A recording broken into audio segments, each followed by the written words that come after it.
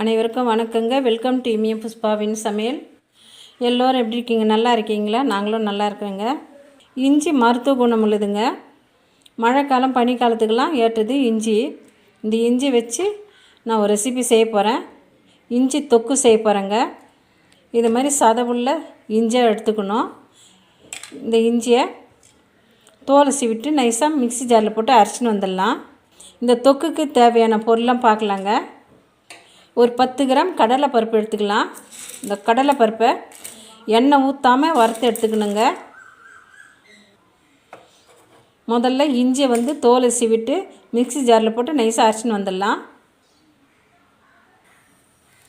எண்ணெய் ஊற்றாமல் கடலைப்பருப்பை போட்டு வறுத்து எடுத்துடலாங்க. கடலைப்பருப்பு வறுத்தாச்சுங்க. இது பவுட்ரு பண்ணி வந்துடலாம்.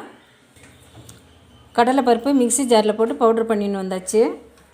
இப்போ நல்லெண்ணெய் சுத்தமான நல்லெண்ணெய் ஒரு குழிக்கரண்டி அளவு ஊற்றிருக்கேன். எண்ணெய் நல்லா சூடானோன்னா உளுத்தம்பருப்பு ஒரு ஸ்பூன் போட்டுக்கிறேன்.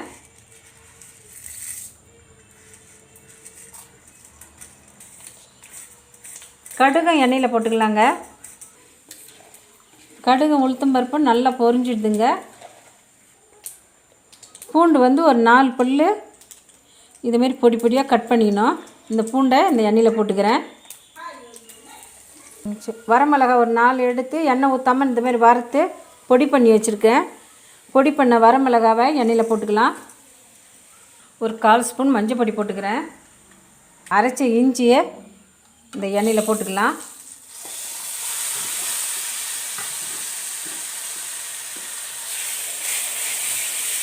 இஞ்சிக்கு தேவையான அளவு சால்ட்டு போட்டுக்கிறேன்.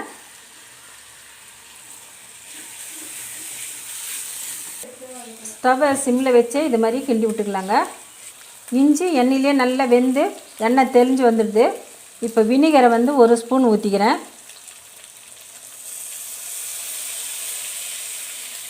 சுத்தமான பாட்டிலில் இந்த தொக்கை போட்டு வச்சுருந்தா எவ்வளோ நாள் ஒன்றாலும் அப்படியே இருக்குங்க.